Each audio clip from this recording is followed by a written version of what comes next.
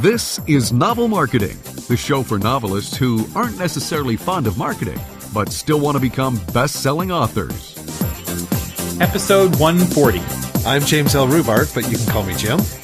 I'm Thomas Umstadt Jr. And in this episode, we're going to talk with Joanna Penn about the multiple ways you can make some serious money from your writing career that you might never have considered. But first, a couple of important announcements, including Jim, congratulations. I hear you have a big anniversary coming up. I do. I've been married for a few years now, Thomas, and so I married my dream girl. Wait. How many years? I'm not letting you off that easy. I was going to try to get past you. No, this is 32 years. And wow. I know, it's so funny. I used to look at people that'd been married 20 years and I go, oh my gosh, you're ancient. And now I'm 32. But well, considering that I've been alive for 32 years, that seems like forever.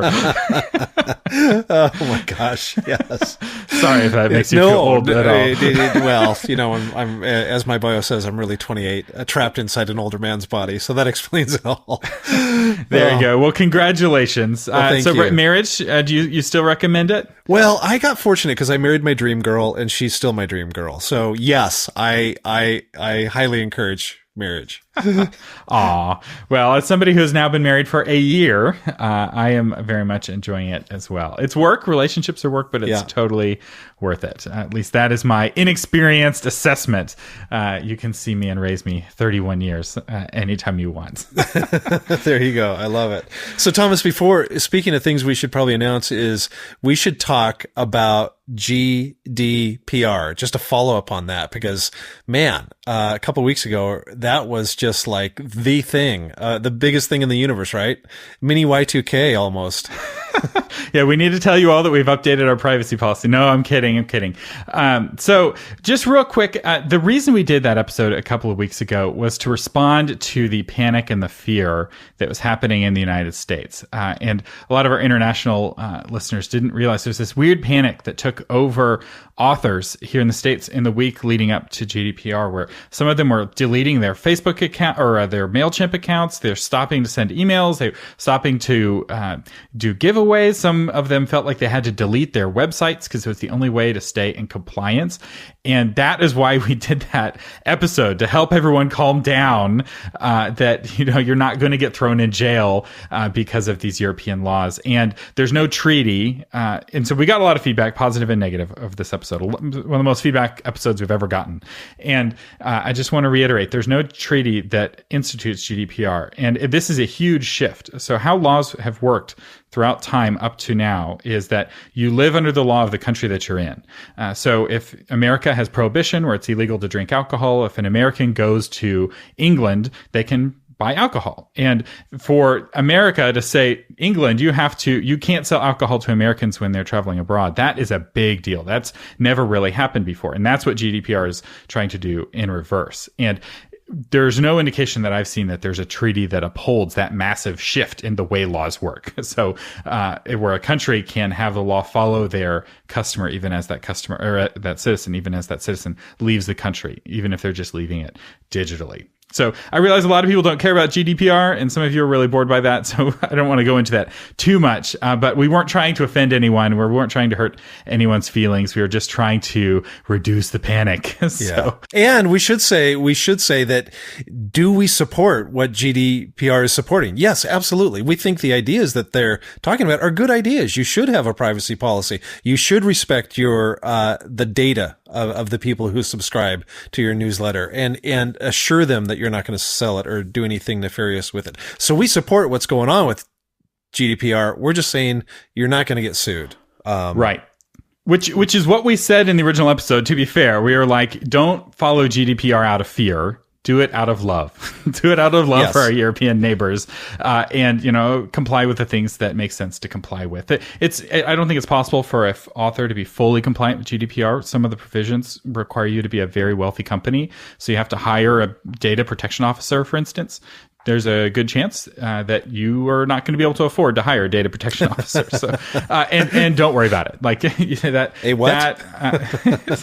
And there's specific requirements. They have to have a certain kind of education. It's very complicated, but anyway, that's all I want to say about GDPR. But you are welcome to email us if you have questions. But again, neither Jim nor I are lawyers, so I'm not sure how helpful we will be. In this episode, we're going to do something a little bit special, and that is we're going to play for you an episode of the Creative Funding Show, which is my other podcast. So you're going to hear Jim's voice here in a second. Jim, my co-host of this episode, whose voice you know and love, is also my intro guy for the other show. And the reason we're playing this episode is that this episode with Joanna Penn is just gold. Joanna is the premier voice in having a diverse income, which is so important if you truly want to be independent. If you do not want to be controlled by somebody, you need to have multiple sources of income. There's an old saying that he who pays the piper calls the tune. And if you have only one person paying the piper, if all of your money comes from your traditional publisher, you do not get to play your own music. You get to play your publisher's music. Whereas if you're like Joanna and you have money coming in from a dozen different sources, you get to make your own music. And that is a beautiful, beautiful thing. It is. And it's inspiring. I think you'll listen to it and you'll be inspired and you'll be encouraged to go out and maybe try some things you hadn't considered before. So yeah, we're really excited to bring you this interview that Thomas did with Joanna. And if you want to hear more interviews like this, go to creativefunding.show to subscribe. So just because you're getting this show, we're not going to do this with every episode where we share it on this feed. So do check out the Creative Funding Show. You can also find it in your app. Just do a search for Creative Funding Show. So with that, Jim, you want to roll the episode? Here we go. This is The Creative Funding Show, a podcast for authors, YouTubers, and podcasters who want to fund the work they love without selling out. Welcome back to the Creative Funding Show. I'm Thomas Umstattd Jr., and with me today is Joanna Penn, who is an award-winning novelist, New York Times and USA Today best-selling author of thrillers under the pen name J.F. Penn, and she also writes nonfiction for authors. She's an award-winning creative, entrepreneur, podcaster, and YouTuber. Her site, thecreativepenn.com, was voted one of the top 100 sites for writers by Writer's Digest. Joanna Penn, welcome to the show. Oh, thanks for having me, Thomas. It's great to be here and talk to you again. Yeah, I love having you on the Creative Funding Show because of the different ways that we talk about for creatives to fund their art. You have done almost all of them. I think the only thing you haven't gotten into yet is merchandise. I don't think people can buy Joanna Penn. Oh, actually, no, that's not true. I now have. There you go. I do have a mug and a bag that you can get on Society 6. And I got into that because I had someone on my podcast who talked about merchandising, and I was like, okay, so I need to do only print on demand because I like the digital scalability. I don't want to do stuff I have to put in boxes. So Society 6, it's good quality, sort of print on demand merch. So I've made about $6 in total out of mugs. So that's it's not what the great. 6 is for? It's for the $6 that you make on their website? Basically. But yes, I do pretty much everything else. Very cool. Well, that's exciting. And so you really do check all of the boxes. But I want to get started with your story and how you got into this, because you did not emerge from the chrysalis as a creator who was doing everything and doing it well. Where did you get started writing? Sure. So I was actually, I did theology at university, and then I went into management consultancy, which is one of those random things you do in Britain, and ended up working, implementing financial systems into large corporates for about 13 years after college. And, really one of those jobs that is golden handcuffs. They paid really well, but my life was completely pointless. And I just spent my time in accounts payable departments being hated by people because I was replacing them. Basically, I know, let's outsource everything to this IT system, and here's this woman who's going to put you all out of a job. So, I got to this point where I was just miserable in my working life, even though I was being paid well, and I had a house and a mortgage and all that, a husband and everything. And I've always journaled, and I got to this point where I was like, I have to do something more with my life. What do I want to do? Couldn't work that out. So I decided to start researching how to change your career. And then I thought, Kindle and reading a lot of self-help books, listening to a lot of audio tapes, or sort of, were they even, I think they were CDs at that point, sort of the early days, sort of 2005, of digital media, and started, thought, I could write a book on how to change your career. And I ended up writing that book. It was called something else, and but wrote that first nonfiction book. And in the process of writing it, learned about writing, learned about the internet, learned about how to start doing sales of books and speaking and all of that. And then ended up getting into fiction. Left my job in 2011 to do it full time, and 2015 got my husband out of his job. So basically, at this point, as we talk, I've been writing professionally, as in writing for publication, for about 12 years, and have been full-time for 7 years. So yeah, I guess I'm quite far down the journey now, but I still absolutely remember being miserable in my job, just thinking, what am I doing with my life, and not knowing what was coming. And this was before the Kindle, before podcasting, before any of this. So, it really was pretty hopeless back then. Yeah, we were scratching books on stone tablets. It was very exactly. Oh my goodness.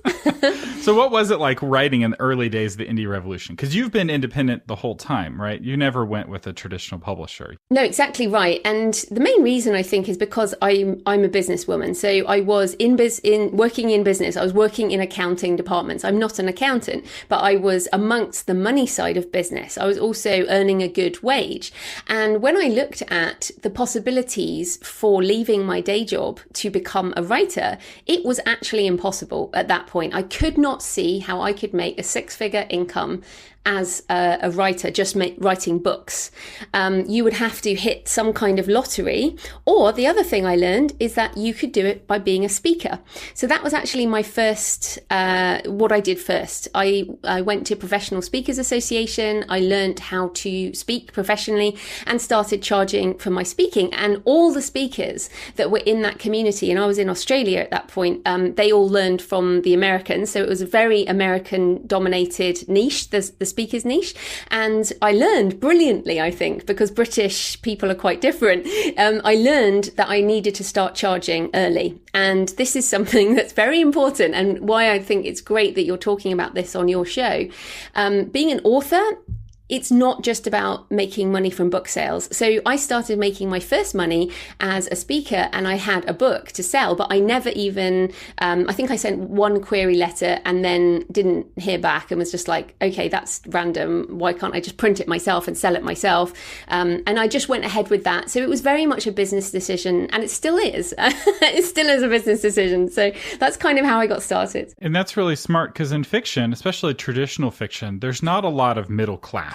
You have people who are making basically no money, and then you have people who are making millions of dollars, right? J.K. Rowling, wealthier than the Queen, supposedly, right? Because she sold 1 million Harry Potter books. But there's not a lot of middle class, whereas in speaking and writing business books, there's more of a middle class. So it's easier to get started and actually bring in some income, and it's less of a lottery. It's less of a big, statistical anomaly. Yeah, I think the difference is as well, though, is your mindset around intellectual property rights. So the issue with speaking is that you are paid for your time, and therefore it's exactly like a day job. And I realized this very early on, that creating intellectual property rights and a book is intellectual property rights. You can then license that over and over again. So while you will get spike income from speaking, a book can make you, maybe each copy sells a lot less than one speaking gig, but you can sell that potentially for the rest of your life and 70 years after you die. So the mid-list, and there are a group of authors called the mid-list, and I would be one of those. The mid-list authors in the world. So I have 27 books right now, 18 of which are fiction. And I make a multi six-figure income. I make 6 figures from my book sales. That is a kind of mid-list type living for a writer. And there are quite a few writers in that area. But as you say, many authors, and in fact, painters, illustrators, name an artist. Most artists are not making a lot of money or even a living wage from their art. I think the difference is this attitude of business, and also understanding intellectual property rights and being paid for licensing your assets as opposed to being paid for your time. That's right, because it's in a sense, it's kind of like you're going through the whole arc of civilization. So at the beginning, we were hunter-gatherers, right? We'd hunt and you'd find a woolly mammoth and everyone would eat for a month, but then you'd have nothing after that.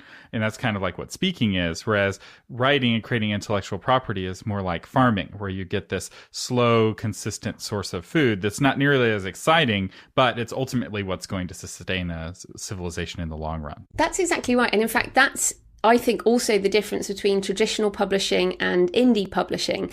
And when I say indie publishing, I mean independent. I'm an independent author, but I pay professionals, cover designers, editors. I do a professional job of independent publishing. I don't do it all myself, which is why I don't like self-publishing.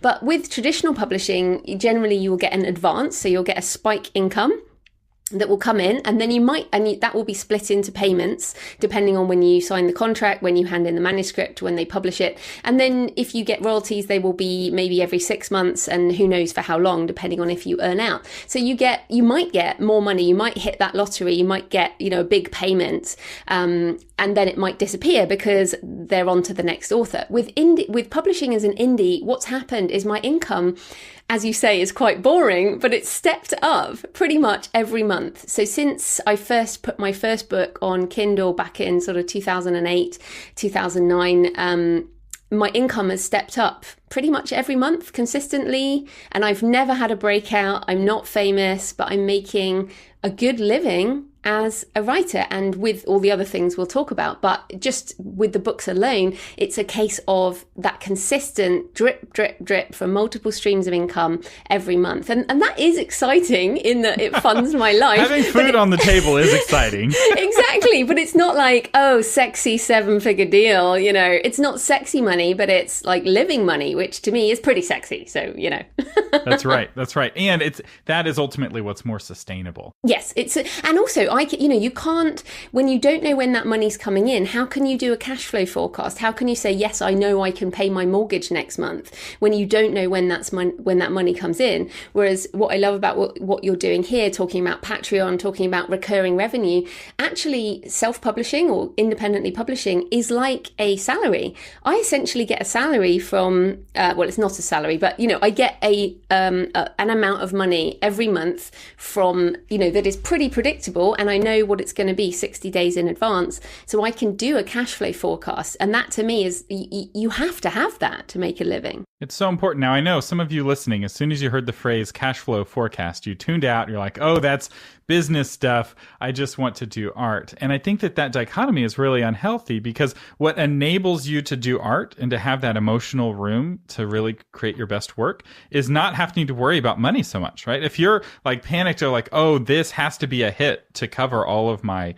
debts that are accruing, that amount of pressure actually, I think, constrains your creativity in some ways. And so it's not about art and business being at war with each other. It's about them being on a team together. If you're crafting your life in the right way and thinking about your art as a business of creating art, I think it really should go hand in hand, like what you're doing. Yes, and I do hope that the listeners to the Creative Funding Show and I know this will go out on the other show as well, but this is about the money side. And to me, business is one of the most creative things that we do. And, most of what we see in the world is created through people doing business.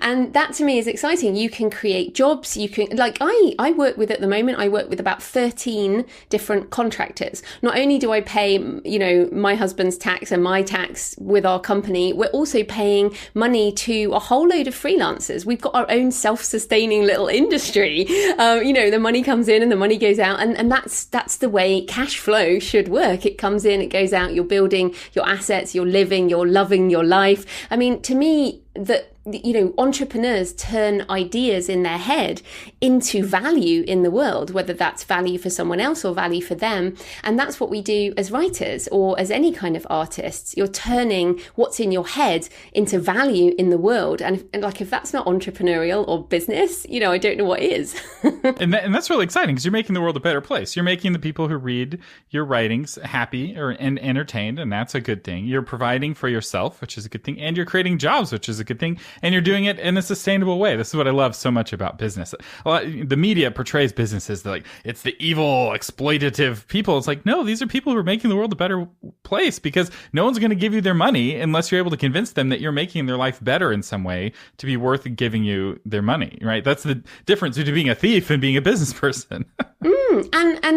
I think it's much better to be putting money back into the system, to be paying, like, you will, as you earn more, you will pay more tax. And I'm like, yay, let's pay more tax and fund all the things we want. You know, I'm very happy with the situation I'm in. And I think it's very important to talk about money. And one of the issues with creatives and money is, as you say, there is this kind of dichotomy. People think that if they are making money, they've kind of, in inverted commas, sold out. And I was talking to a musician, and he was like, well, selling out is what you want to do. Like, you want to have a sold out concert. Like, you want people to be, you know, at the door kind of. But I think it's very important to say, like, I write the books I want to write. I've never compromised on that. So I very much do the things that I care about. If I wanted to just do stuff for money, I would have stayed in the day job. But I love what I write. You know, I really enjoy what I do. And also I love the lifestyle I have. And one of the things when I left my day job is I said to myself, well, what is my ideal life?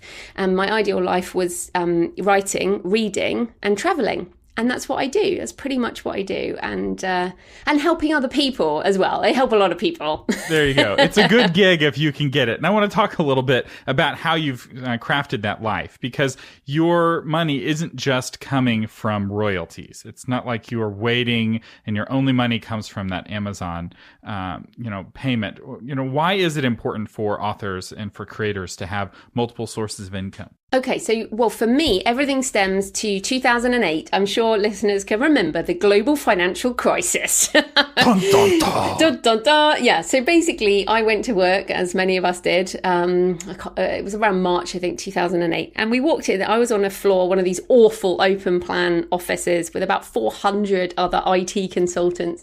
And, our manager walks in with a stack of paper. And basically, we're all called in one by one into an office. We're given the bit of paper which says 3 weeks notice, bye-bye. And we're all contractors, so they weren't even obliged to pay us anything. And so we were all let go, and this was many of us at one time, so finding other work was clearly going to be an issue. And I realised on that day, because I was the major wage earner in my family, I was like, holy crap, this one company has just, told me to go away, and I've essentially lost my only source of income. And I declared on that day that I would never do that again. And that was part of how I got into this. And this is very interesting, because you'll find a lot of entrepreneurs these days who were made by the global financial crisis. Either they were laid off, or like I was, or their life pivoted around that moment. And for me, this is why I publish wide, which means I don't just publish on Amazon. So at the moment, I'm selling books on all the big platforms, iBooks, Kobo, as well as Amazon, Nook. I'm selling on in all the bookstores, libraries. I've sold books in 86 countries. So even just I do audiobooks. Even just with books, I'm doing a lot of streams of income. But then I also, as you say, I have speaking, which is much less of a income stream now. But I have affiliate income, which means as I blog and podcast, I point to other people's products, and I will get that I absolutely love, and I will get commission on the sale. And then I have advertising and my Patreon, which we'll come to. And those are my main, advertising, sponsorship type revenue. Those are my, and courses. I do courses as well. So I teach. So many I was just trying to think, oh my goodness. But this is the thing. I'm at the point now where I'm up to, I think, around 120 different sources of income. And some of those are 50 cents a month, and some of them are thousands. So this is the thing. And that, I don't obviously focus my attention on the little ones all the time, but by building up all these streams of income, I am not dependent. If Amazon changed their rules tomorrow, I am not destroyed. And if any of them change their rules, I'm not destroyed. And that to me is how you are truly independent. Which in a sense, there's nothing new about this advice, right? If you go to a financial advisor, the very first thing they're going to say is you don't want to put all of your eggs in one basket. Don't put all of your money in, blockbuster stock because you don't know if it's going to go up or go down. You want to diversify your assets. And yet, for so many of us, when it comes to income, it's all dependent on one person, our boss. It's like, and that one person has so much power over our lives. Whereas, the way you've structured your life, if Patreon were to shut down or Amazon were to shut down, any one of them or even several of them could fail at the same time, and you're not in the soup kitchen line, you're able to, you have runway. And one of the things I imagine you're doing, and I definitely do this, is having money in savings. Part of being a freelancer, part of being an entrepreneur is that you can't live paycheck to paycheck. You have to adjust your lifestyle down so that you're living on less than what you're making, in case there's that unevenness. And as you get a more mature income stream, that those waves, even out, but it's still good to have that foundation. Yeah, and it's interesting you say that, because winding back to like 2011, what happened is obviously I was working a consulting job, so I was working really hard and didn't have much bandwidth for the business. But I was blogging. I'd written, I think, 4 books by then, by getting up really early and working at the weekends and everything. And I went to 4 days a week. But then there was a moment when my husband and I said to him, look, if I need to give up my job because I have to do this next step. But what I said to him, so what we did, I mean, bless him, he's amazing. And of course, now he works in the company as well. But I said, we're going to have to sell our house. We have to downsize. We're going to start selling the car. We are pretty much moving. We moved from a 4-bedroom house to a 1-bedroom flat. And we moved to rental income, which essentially is much more fixed. So you don't have like the surprise boiler, costs or whatever. So we downsized. I had 6 months money in the bank. And I said to him, if I can't make this work in 6 months, I will go back to my day job. And of course, I never went back. But what I had done, so I left in 2011, but I started writing in 2006, started publishing and blogging, and in 2008, started podcasting 2009. So it took me 3 to 4 years doing what they now call the side hustle, which, wasn't around again when I was doing it, but doing things on the side in order to then be able to move out of my job. And then it took from 2011 to 2015 for me to return to the income that I was on before. So it really was a quite a long journey. But I always, and this is what I would say to people, just be aware of what you want. Like, what are you aiming for? What is the goal? Why are you doing this? And for me, it was always, I want to measure my life by what I create and measure my life by the people I can help. And that just kept me going through what Seth Godin calls the dip. That point where things look a bit bleak, but you need to go through that in order to move to a different career, because that's basically what this is. I reread the dip almost annually. Every time I have a big decision or I'm like facing a life choice, I go back and reread The Dip by Seth Godin. And the most recent time I read it was just a couple of weeks ago.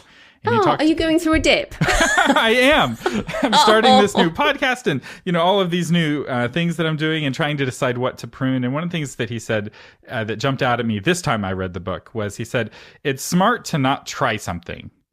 And it's smart to start something and to work your way through the dip. But starting things over and over again where you quit in the dip is really foolish. Like, you either need to do it for real or you need to not do it. And because one of the things he talks about in that book is how important it is to quit the things that aren't going to make it, prune the tree, so to speak, so that you can focus on doing one thing well. And I think that your story is a really good illustration of this, because you didn't start everything all at the same time.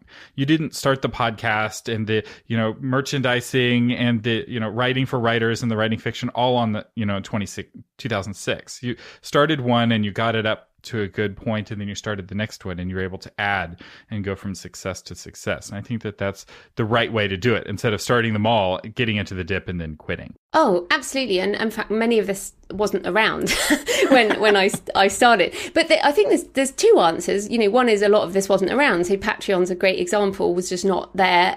When I started self-publishing, there was no Kindle. There was, ebooks were downloadable PDFs from people's websites, which is just crazy. Ebooks were not mainstream. I know. Well, what's even funnier? It was 2007 was the iPhone. The iPhone came out in 2007, and also the Kindle. So those two technologies for me were the things that enabled me pretty much to move into being a full-time creative. But the other thing is that some of the things I did do at the beginning are still the engines of my business. And in fact, the main reason I make good money from affiliate marketing is because I've been blogging since 2008, and I took a course in blogging from the lovely Yarrow Starak from Entrepreneur's Journey. And what I learned from Yarrow around SEO, so search engine optimization, and content marketing, it wasn't even called content marketing back then, but basically the emphasis was on providing value for your audience and do not try and game anything.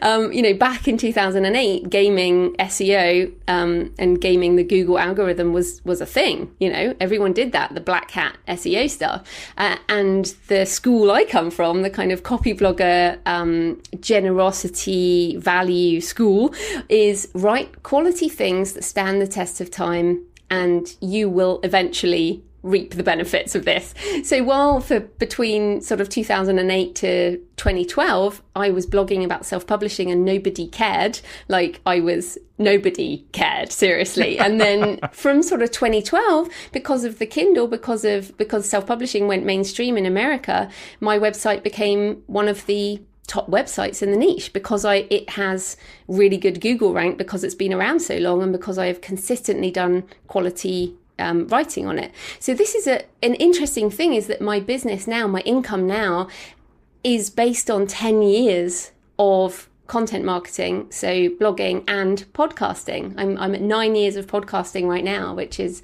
in the podcast space, as you know, is pretty old. But in those days, people were downloading podcasts onto iPods. I remember doing that. I had a podcast. Well, we didn't call them podcasts, really. We call them kind of just downloadable audios, right? The word podcast wasn't even mainstream. That's right. So speaking of podcasting, I want to talk a little bit about your podcast, because you were one of the first ones into the space. Why start a podcast for writers? Well, again, so the guy I learned from Yarrow, he was doing a lot of downloadable audio, and I was like, I really like learning this way, because I'm commuting. I was driving at the time. I was living in Australia, so my commute was maybe an hour each way in the car. So obviously listening was the way I was learning, and I was changing my mindset, which I think audio is so powerful. I also started listening to a few podcast fiction authors, so Scott Sigler being a really big one, still an amazing fiction author who still podcasts his fiction. And so I was like, wow, this is a powerful medium. And then I think Yarrow said something like, you can learn by doing this. And I realized that there was nobody, at the time, there was pretty much nobody doing anything in self-publishing on audio or podcast.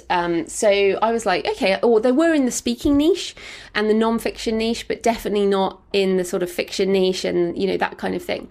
And many authors are quite scared of technology. So because I come from a more technical background, I thought I could do this. But, I kid you not, the first episode I did, which was in March 2009, I phoned up the lady, on a proper phone, if people know what that is. With a little twisty wire that goes into the wall?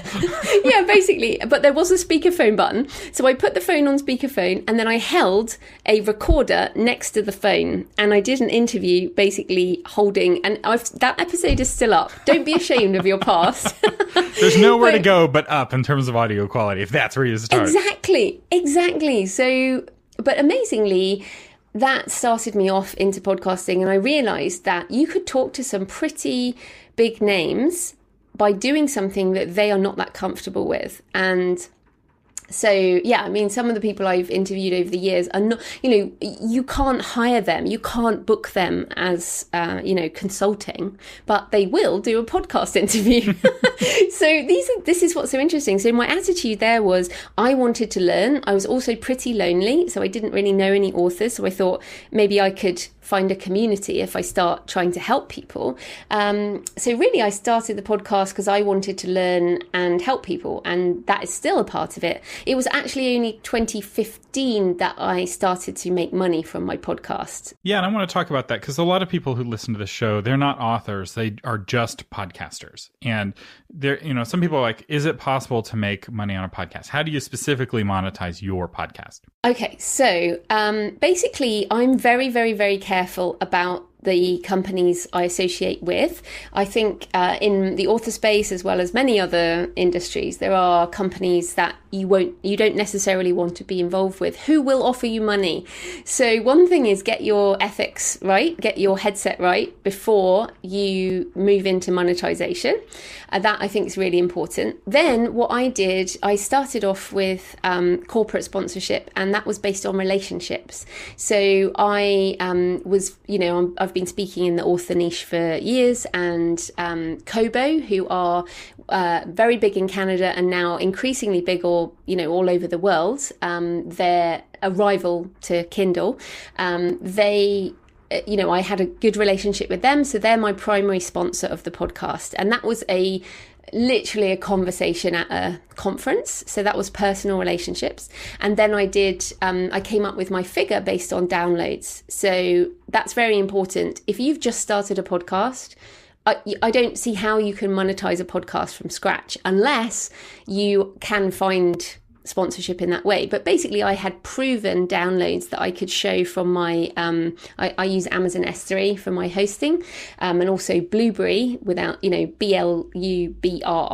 Blueberry is my kind of publisher. And I had downloadable, figures from them, so I could prove what the sponsor would be getting. So that was the first thing I did. And now I have also Ingram Spark, who are a print on demand service, and Draft to Digital, who are, again, another ebook service, but all companies that I use myself and highly recommend. So I think that's really important. And the other thing that I want to point out real quick is that these aren't just products that you use, but they're products that are specifically interesting to your specific audience. So it's not like you're sleeping on a Casper mattress and you're recommending a Casper mattress to your audience, which is fine.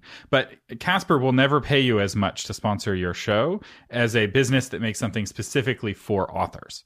Because the fact that you have such a focused niche, a lot of people are like, oh, if I have a niche, I can't get sponsors because I won't have as many people listening to my podcast. I should talk about some TV shows. Like, yeah, but you may have fewer people, but those people are more valuable to the right kind of advertiser. Like Kobo isn't going to advertise on an Agents of S.H.I.E.L.D. podcast, right? There's like, for every one person who's interested in Kobo, there's 99 people who are like, what is Kobo? I have never written a book, right? But for your podcast, every single person who's going to listen to a podcast about writing and publishing is a potential customer for Kobo. And so your audience is particularly attractive to them. Yes. And I would go so far as to say, unless you are Tim Ferriss, you need to go niche. Like, you really do. I mean, I know Tim, I think you mentioned that, I don't know Tim. I mean, I know Tim's podcast, and he does have some really random stuff on there. I think he had Casper on there.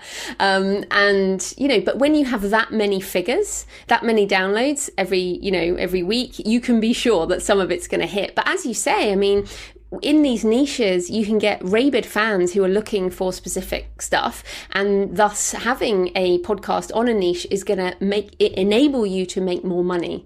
I have someone who listens to my podcast who's into, those sort of military figures, mini figures that they do battles and things with, and he started a Patreon, and he got really a lot of money very quickly from his very small demographic. And I think he's overtaken me, and I've been doing it like 2.5 years. And I'm like, wow, that's a really, because they're very hungry because nobody else is catering to that market. So I totally agree with you. It's a very good idea. So just back on my podcast. So I have corporate sponsors. I have a Patreon now. which is I do 2 episodes a month I charge for, and that has definitely come up now to a good level.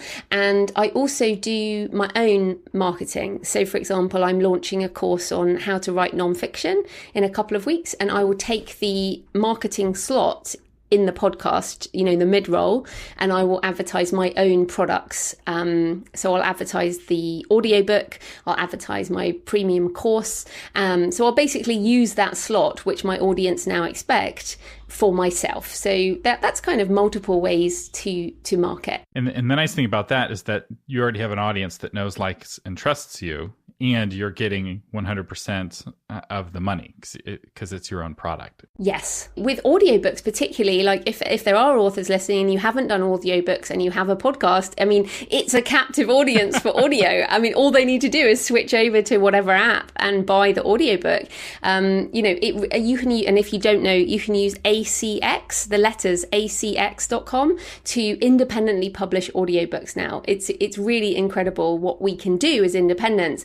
And I'm making, decent money with audiobooks, nonfiction particularly, every month, because I'm able to talk about that on the podcast. And I don't even narrate my audiobooks. So it's definitely a tangential thing. Yeah, that's really good. I narrated my audiobook that I did partly because I already have all of the equipment. And it's not as easy as recording a podcast. I'll say that. It is soul crushing, but it is also very rewarding. Which is why I hire a professional. Yeah. Because I was just like, I did it once. I'd done business for authors. That is read by me. And no, I won't be doing it again. It's so hardcore. Yeah. So I hired a college student to edit it because I'm like, I can't hear all of my mistakes. I will hate myself forever if I do this. But real quick, I want to zoom in on your Patreon because you're doing some creative things with Patreon. Walk us through your levels. What are the price points? And what rewards do people get for those rewards on your Patreon? Well, it's so funny that you asked me this as if I know what I'm doing, because when I started it, so what happened was I got to a point in 2015 where I had to make a decision about my podcast. So I'd been doing it since 2009. It was taking me, you know how long these things take, because you have to research the person, you have to do the recording, you have to edit it, you have to do all the show notes, blah, blah, blah. It can take 3 hours or even 4 hours to do a 1 hour show. And my shows are all like an hour long. So I was like, I have to give this up. I really was going to give up my podcast. And then someone said to me, well, either you give it up or you go for it and you fund it. And I was like, okay. And someone suggested Patreon, and this was the early days of Patreon. That I knew about anyway, I suppose. I think it has been going a while, but I hadn't heard about it. So I went on, and at the time I was doing 2 shows a month. And I was doing them quite sporadically. So I went on Patreon and I didn't have a clue what I was doing. And I thought nobody would sponsor me. I really did not expect anything. So I just went for, in terms of my levels, I was like, okay, $1 per show twice a month is like, yay, thanks so much. And then $3 per show twice a month. And because I was only doing them twice a month, you'll get, I can't remember what you get. You get like, I think you get my ebooks or something. In fact, you might even get that at the top level. Like, they're really not very well thought out. my strata. And then at $5 you get my nonfiction books and audiobooks and stuff. And then what happened was I moved my show to every Monday, regularly on every Monday. And this is another big tip. If you are going to do podcasting, it should go out on the same day, same time, at a specific period, so it becomes a habit. So if I miss my Monday morning 7 a.m.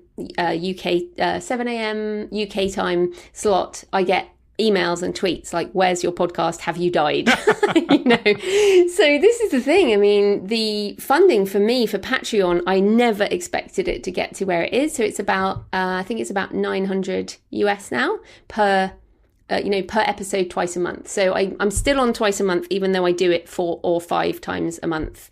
But I'm very happy with that. It's an extra $2,000 US a month. I did go and see Amanda Palmer the other night. I'm sure you know Amanda Palmer. who is one of the biggest users of Patreon, and she has over 11,000 people on her Patreon, and she's now almost using it as her whole community management system. So I was very inspired by what she's doing as a true creative artist to maybe revamp my own Patreon, or perhaps start another one for my fiction or something else. So I do think what I would say to people is they have done so much with that system in the last year. I think they've really made a lot more of it, that if you're starting now, you can do a lot more than what I've done. So definitely don't use me as a model.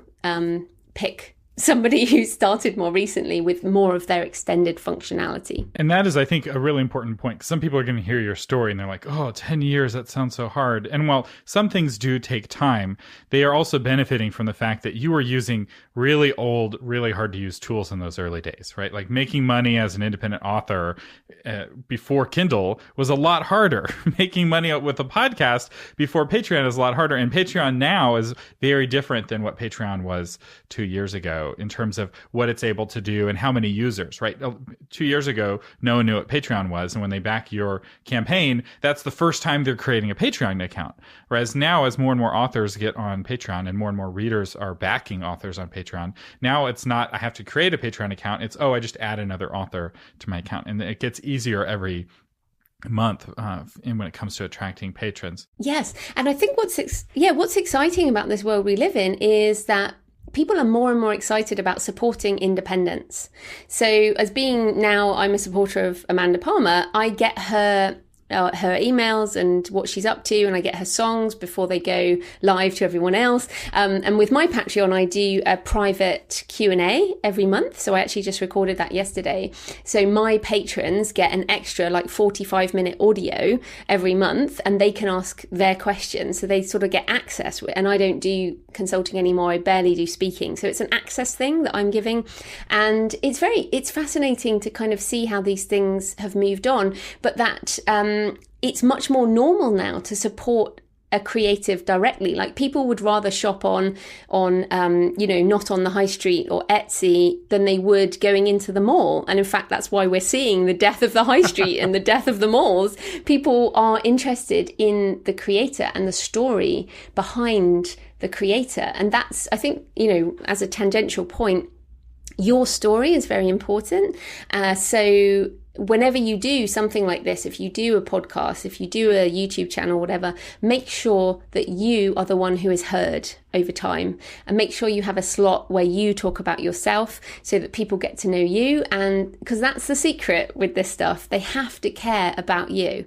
And the only way that people can care about you is if you are a little bit vulnerable and you share your difficult times, and people will support you if you're honest about it, and you give value. Very importantly, give a lot of value. And I think that's so key. And your Q&A episode is really great.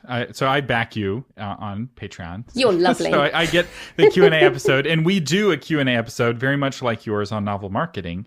And it's the easiest episode we do all month because we're just answering questions. And if we don't know the answer, sometimes we'll just say, I don't know. Although usually we know the answer, and it's very easy in terms of preparation. So we're not scheduling with a guest and doing all of this research to create it. And yet, I feel like it's one of the most valuable pieces of content that we put out all month because we are answering specific people's specific questions. And so when you become a patron of Joanna Penn, or you become a patron of Novel Marketing, suddenly you get to pick their brain. And the $1 a month that they pay, because you give it to everyone, even at the $1 level a month. We have it just for the $5 level. But, that's a cup of coffee, right? Somebody wants to buy you a cup of coffee and pick your brain. That's like the entry level. And if you're a consultant, it's a cup of coffee plus $300, right? Whereas with Patreon, they get that access, and hearing the questions that other patrons are asking is educational, and it's good to hear those answers. And then the other benefit for you is that it keeps you from getting into the ivory tower. So I see this happen with experts where they start off and they're super helpful. Let's say somebody's teaching podcasting. At the beginning, it's like, what microphone to buy? But after a while, they get bored with that basic content, and their information gets more and more advanced until suddenly they're no longer understandable to somebody just getting started. And they start losing their people because they get all the answers answered, the questions answered, and then they're not getting beginners because they are out of touch, and suddenly they're finding their revenue shrinking. And having that where anyone who's a patron can ask you a question reminds you, it's like, oh, that's right. Not everyone knows what KDP is. Not everyone knows what it means to go wide. And it keeps you kind of relevant for that beginner audience that's so important. Yeah, but that does bring up another really important point, which is the name of whatever you're doing.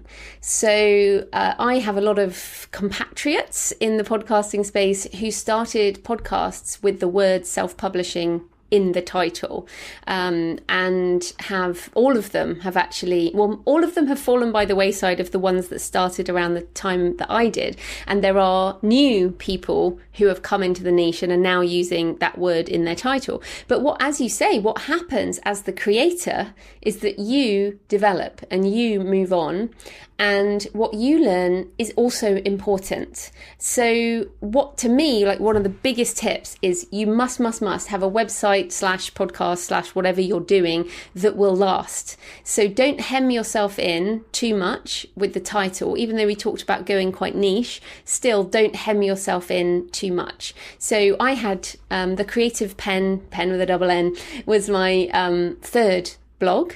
And the other two were very much short-lived because I ran out of stuff to write about. I ran out of anything to talk about because I didn't care anymore. But the Creative Pen, I could become a painter.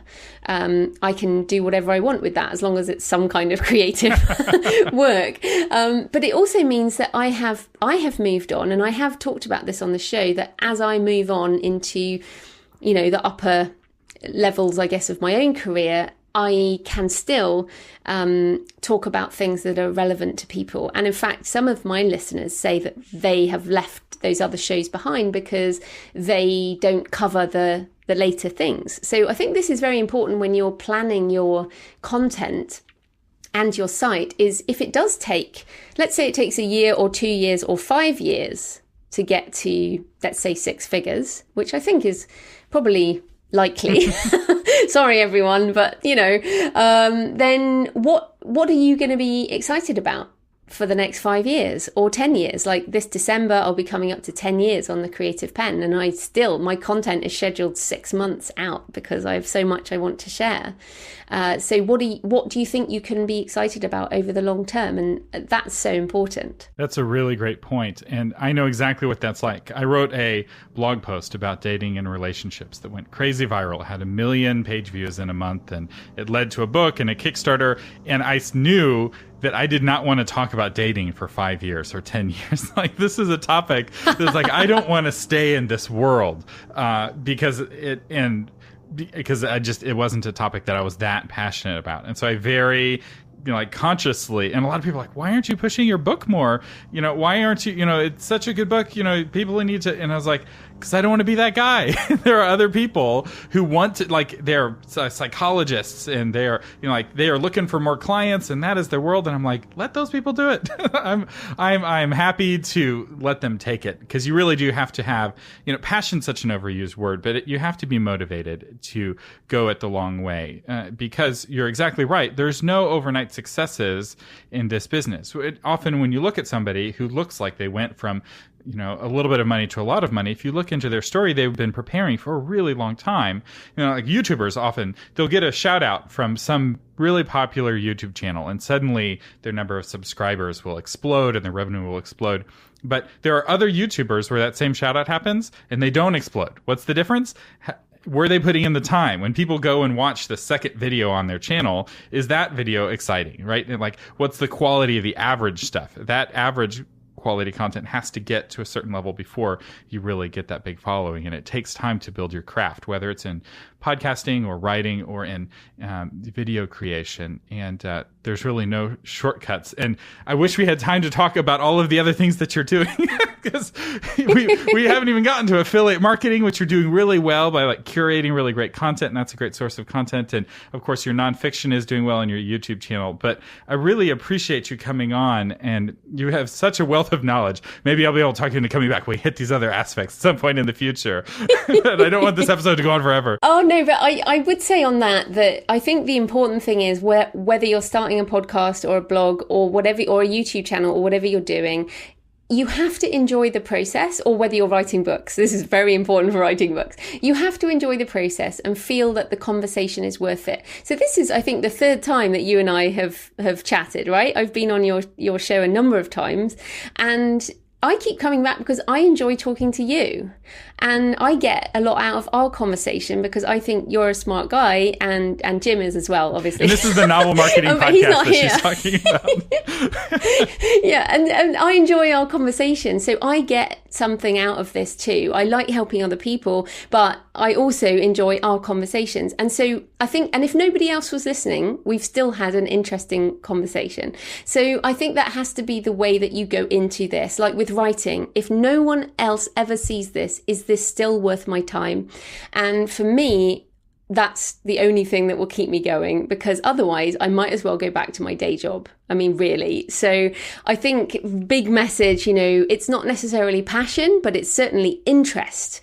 And you have to keep wanting to do this for its own sake. And the money, I can't say the money will come, but the money will likely come if you focus on both the craft and the business side and educate yourself and put yourself out there. So yeah, I think this show is great, by the way. Thank you. So lots of things. I've subscribed. Yay. It's great. And I just want to say that that's so important. If you have destination fever, it's like, I will not be happy unless I'm a best-selling writer. And then it's like, you get there and it's like, oh, I won't be happy till I have a second bestseller to prove that it wasn't a fluke. And then, oh, I won't be happy until it's a New York Times bestseller. Oh, not until it's a movie. Not until it's a good movie. Right? There's always some milestone ahead of you. And I will say, I've worked with New York Times bestselling authors who are miserable because there's some other author they're comparing themselves to that is more successful. It's like, if you enjoy the journey, you can have that joy even when you're doing it in obscurity. And that motivation is ultimately what's going to lead to success. And what I love about that is that it applies regardless, right? Like that, it doesn't matter what you're creating. You have to be able to put in the work. Joanna, where can people find out more about you? And tell us specifically about your podcast. Yes, sure. So come on over to The Creative Penn podcast, Penn with a double N, and find out about writing, independently publishing, book marketing, and making a living with your writing. Also, thecreativepenn.com, Penn with a double N, and you can get the free author blueprint, which is all about, as I said before, writing books. And also, if you have any questions, you're welcome to tweet me at The Creative Penn. And we will have links to all of those in the show notes. So if you just scroll down in your podcast app on your iPhone or whatever app you're using, you don't even have to leave the app. Just scroll and you can tap those links to find Joanna in all these different places. And I really do encourage you to check out her podcast and check out what she's doing at Patreon. I know she's very humble. She's like, oh, I don't know what I'm doing. She's doing it very well. So check it out. You can learn a lot from someone like Joanna Penn. So Joanna, thank you so much for coming on the show. Oh, thanks for having me, Thomas.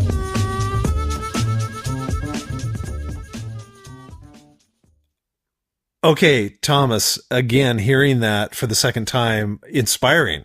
It's just like, oh my gosh, this lady is phenomenal. And she is a really kind person. I love what she talked about. I want to do things that help other people win. And if I have that attitude, the money is going to follow. So thanks again, Thomas, for bringing that interview to our listeners. And now, time for our featured patron of the week.